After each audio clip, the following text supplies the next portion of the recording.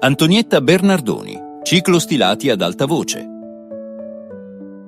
Nota introduttiva.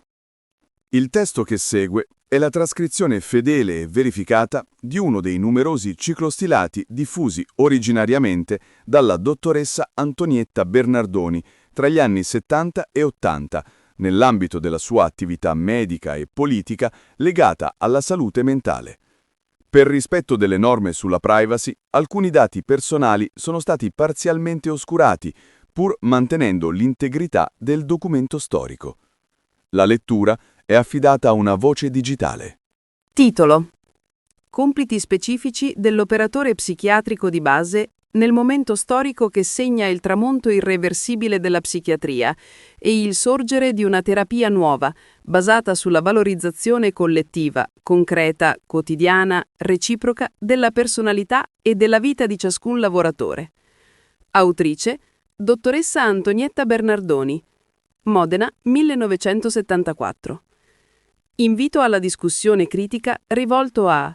le organizzazioni politiche e sindacali dei lavoratori, agli amministratori democratici, a tutti gli operatori psichiatrici, specie a quelli di base, a tutti coloro che lottano per la valorizzazione della personalità umana. Prima bozza di discussione, incompleta e provvisoria, a circolazione interna. Pro manoscritto. Che significa oggi per noi lottare per la valorizzazione della personalità umana? Per un operatore psichiatrico democratico, lottare per la valorizzazione della personalità umana significa oggi non solo dare il proprio contributo alle grandi lotte politiche e sociali generali promosse dalle organizzazioni dei lavoratori, ma significa anche lottare quotidianamente a fianco di coloro che si trovano in difficoltà sinora ritenute di pertinenza psichiatrica, considerandoli come attuali compagni di classe e come potenziali combattenti per la causa comune. Poter condurre in modo coerente questa lotta rappresenta un privilegio dell'operatore democratico, sia esso di ispirazione marxista oppure cattolica, privilegio che non può venire condiviso dagli operatori che siano solidali, nei fatti, con la classe dominante, cioè con una classe i cui interessi sono antagonistici nei confronti degli interessi reali di coloro che sono attualmente costretti a ricorrere ai servizi psichiatrici, ivi inclusi quei pochi che hanno iniziato la propria vita come appartenenti alla classe dominante, dalla quale la malattia mentale ha poi finito per espellerli in maniera praticamente definitiva. L'operatore psichiatrico tradizionale. Gli operatori psichiatrici che nella loro vita e nella loro attività professionale fanno riferimento, sia pure in maniera non esplicita, alla classe dominante, umiliano e svalorizzano la persona da loro assistita, o meglio, colonizzata, anche se talvolta le forniscono un aiuto a breve scadenza. Si tratta di un aiuto che a scadenza meno breve indebolisce non solo colui che lo riceve, ma, già attraverso di lui, indebolisce l'intero schieramento di lotta a cui il soggetto appartiene. Soltanto l'operatore democratico è in grado di affrontare correttamente e concretamente i problemi pratico-teorici, connessi con il passaggio dell'utente del servizio da assistito a protagonista della propria liberazione. Nell'operatore psichiatrico tradizionale, le deformazioni di origine classista si sommano a quelle professionali, la visione della realtà viene offuscata e restano in ombra i punti su cui far perno per mutamenti personali, interpersonali e relativi all'ambiente che portino al conseguimento di una diversa qualità di vita.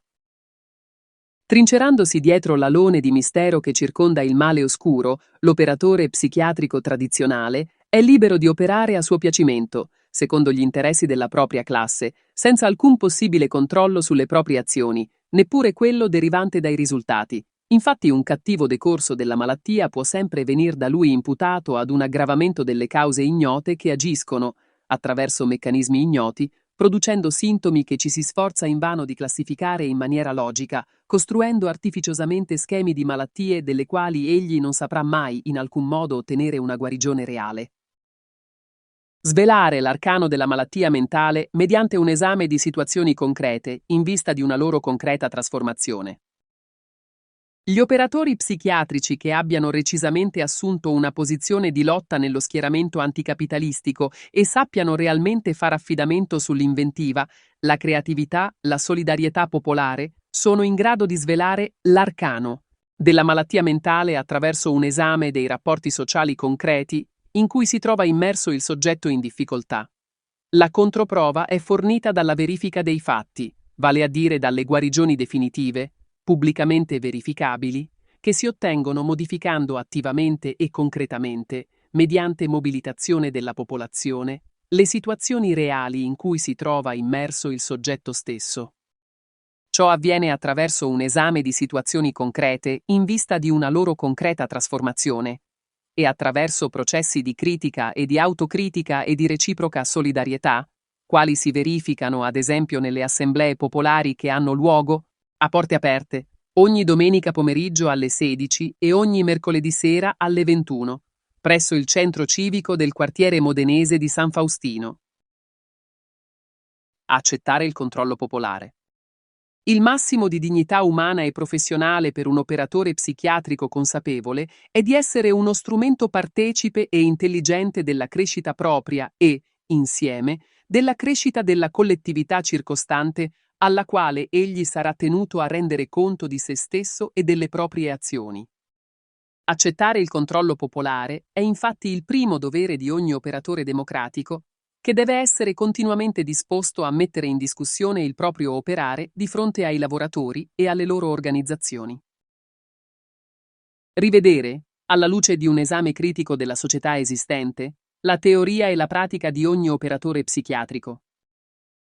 Ogni operatore psichiatrico democratico si trova oggi di fronte al compito improrogabile di rivedere, con consapevolezza politica sempre maggiore, tutta la pratica professionale da lui sinora vissuta. Egli deve perciò compiere necessariamente lo sforzo di impegnarsi a scoprire il significato reale della teoria e della pratica psichiatrica, mettendo allo scoperto le finalità e gli interessi dissimulati dietro le parvenze tecniche, che hanno lo scopo di addebitare all'individuo sofferente le cause della sua sofferenza e di scagionare così la società da ogni colpa. Nella società capitalistica, la conflittualità sostanziale è spesso velata da una intesa apparente, a sfondo interclassista, che mira a dissimulare interessi antagonistici non solo a livello di classe, ma anche quali si rispecchiano a livello di piccoli gruppi o, perfino, all'interno del singolo. Fino a che non si valichino le soglie dell'intollerabile, la conflittualità viene gestita dalla psicologia e dalla cultura psicanalitica, la quale fa sapere a tutti che i conflitti reali non sono quelli tra sfruttati e sfruttatori, bensì quelli generati del complesso di Edipo. Altre volte l'intollerabilità dello stato di cose esistente viene occultata dal fatto che in molte famiglie, in molti gruppi, in ogni località, vi sono una o più persone, su cui si concentra e si scarica l'effetto disumanizzante dell'insieme dei rapporti sociali esistenti. Si tratta di coloro che sono costretti a rivolgersi a centri di igiene mentale, a cliniche, a ospedali psichiatrici, oggi spesso mascherati da comunità terapeutiche, a case di cura, ad ambulatori psichiatrici. Ma che i rapporti esistenti siano disumanizzanti si vuole tenere accuratamente nascosto. Ecco quindi, con gran sollievo di tutti, esplicarsi la funzione sociale degli psichiatri che operano al servizio della classe dominante.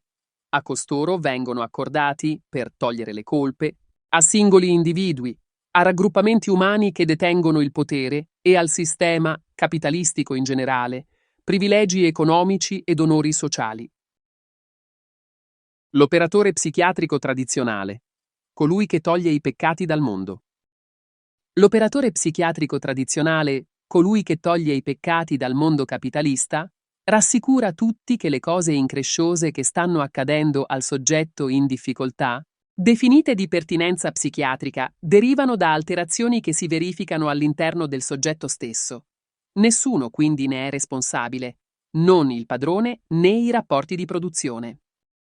Niente deve essere perciò radicalmente mutato nella vita di nessuno, tutt'al più il soggetto, se ricco, dovrà essere sottoposto a trattamento psicoanalitico, se povero, dovrà essere curato ambulatoriamente nei dispensari di igiene mentale, oppure dovrà essere ricoverato in ospedale psichiatrico dove spesso sarà costretto a subire elettroshocks, shocks insulinici, camicie di forza, somministrazioni massicce di psicofarmaci ed altre forme di violenza. L'operatore psichiatrico tradizionale come custode della cultura e della morale borghese. La cultura borghese, in cui psichiatria, psicanalisi e psicologia, a meno di un tempestivo intervento da parte dei lavoratori e delle loro organizzazioni, andranno occupando un posto di rilievo gradualmente maggiore, mette in opera individualmente e collettivamente tutti gli accorgimenti possibili nell'educazione familiare e nella scuola, affinché non ci si possa render conto delle enormi ingiustizie sociali di cui siamo ogni giorno testimoni, spesso con occhi velati. Tale cultura mira a nascondere o almeno a minimizzare lo sfruttamento dell'uomo sull'uomo, convincendo l'individuo fin da bambino che ognuno deve restare al suo posto, che navighiamo tutti sulla stessa barca, ed è interesse di tutti che ognuno svolga la funzione in cui il destino, non la divisione della società in classi, lo ha posto. Ma la cultura borghese può essere efficace soltanto qualora venga recepita anche a livello delle classi lavoratrici, penetrando nella vita familiare e nel costume quotidiano. È vitale, per il mantenimento del sistema capitalistico, che la moglie veda come naturale il fatto di essere nella grandissima maggioranza dei casi ridotta alla funzione di schiava domestica, priva di interessi personali, sociali e politici che non siano quelli che il marito le impone. Deve apparir naturale che il figlio abbia molto spesso paura dei genitori, deve apparir naturale che l'amore dei figli per i genitori sia così frequentemente mescolato con l'odio. Ogni ribellione ai valori imposti dal sistema capitalista, qualora non venga condotta avanti in maniera organizzata e coerente, mette colui che la compie in pericolo di incorrere nella violenza psichiatrica e di subirne l'oppressione. Mascherare i problemi sociali medicalizzandoli oppure strappare ad essi la maschera medica politicizzandoli. L'importanza vitale che il sistema capitalistico annette all'occultamento dei processi di svalorizzazione delle classi sfruttate e della personalità di coloro che appartengono ad esse ci fornisce il criterio discriminante tra operatore psichiatrico tradizionale e operatore psichiatrico democratico. L'uno si riconosce nei privilegi della classe dominante e lotta per la conservazione di essi, l'altro assume risolutamente come propri gli interessi delle classi sfruttate, disponendosi a lottare, insieme ad esse, senza tregua e senza riserve. Ecco il punto fondamentale di divergenza tra operatore psichiatrico tradizionale e operatore psichiatrico democratico. Soltanto una tenace opera di persuasione e, soprattutto, la risposta concreta dei fatti potranno aprire gli occhi a coloro che, spesso in maniera non esplicita e non deliberata, si sono posti al servizio della classe dominante. In complesso possiamo affermare che l'attività fondamentale dell'operatore psichiatrico democratico è rappresentata da un lavoro di smascheramento che mira a togliere la maschera medica a impellenti problemi sociali che, essendo nati nella società vanno risolti, il che comporta la liberazione del massimo di energie e di solidarietà popolare mobilitabili attorno all'individuo in difficoltà. In questa attività di smascheramento, l'operatore psichiatrico democratico, sia esso di orientamento marxista oppure cattolico, si troverà spesso a dover dibattere problemi concreti con colleghi che sono portati, a causa dei privilegi, connessi col proprio ruolo e a causa della propria visione del mondo, a difendere lo stato di cose esistente gabellando come problemi medici, problemi che sono soltanto di natura sociale. In tale situazione, l'inconfutabile forza dei risultati concreti porterà inevitabilmente a dar ragione all'operatore che non presumerà di risolvere i problemi definiti di natura psichiatrica curando il singolo, ma, consapevole delle ripercussioni sul singolo dell'intero tessuto sociale circostante, saprà condurre un esame di situazioni concrete in vista di una loro concreta trasformazione, agendo in modo da far sì che dall'ambiente umano che circonda il soggetto in difficoltà si sprigionino qualità di intelligenza, comprensione e solidarietà, atte a far sì che non solo la vita dell'individuo in più grave difficoltà venga trasformata, ma venga anche trasformata la qualità della vita di tutti coloro che hanno partecipato ai processi di crescita delle capacità personali, di collegamento, di alleanza e di lotta di colui che la società capitalistica aveva già escluso o si proponeva di escludere per sempre mediante deportazione in un lager psichiatrico.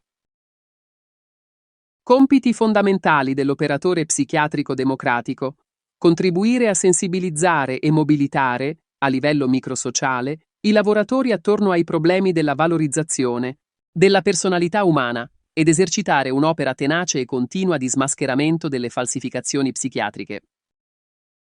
Dare un proprio contributo a reperire le energie terapeutiche latenti nella popolazione comporta l'esercizio di una critica rigorosa pratico-teorica nei confronti del potere psichiatrico e psicologico e nei confronti delle falsificazioni della cultura psicoanalitica. Psichiatria, psicologia e psicoanalisi dovranno venir mostrate, nei fatti, quali esse sono, cioè quali potenti strumenti usati dalla classe dominante per mistificare e nascondere il proprio privilegio e i propri delitti, attribuendo le sofferenze del singolo ad alterazioni di supposte strutture intrapsichiche, delle cui manifestazioni morbose il singolo, avulso dal proprio contesto sociale, sarebbe l'unico responsabile. Potenziare i lavoratori smascherando e combattendo a viso aperto il potere psichiatrico rappresenta quindi, in ultima analisi, il compito cui ogni operatore psichiatrico democratico oggi deve far fronte, collegandosi coerentemente e concretamente con gli amministratori democratici e con le organizzazioni politiche e sindacali dei lavoratori a cui egli dovrà fare riferimento per la soluzione concreta di situazioni concrete. Uomini e organizzazioni che valorizzano la personalità umana contro coloro che la svalorizzano al servizio del capitale. Per il passaggio da una gestione medico-burocratica ad una gestione sociale della salute mentale, l'attività del tecnico può essere utile solo a determinate condizioni, la principale delle quali consiste nel fatto che egli usi della sua autorità per smascherare l'oppressione e le falsificazioni della psichiatria di fronte ai colleghi meno coscienti delle contraddizioni sociali in cui tutti siamo oggi immersi e soprattutto di fronte alla popolazione sensibile ai problemi della valorizzazione della personalità umana.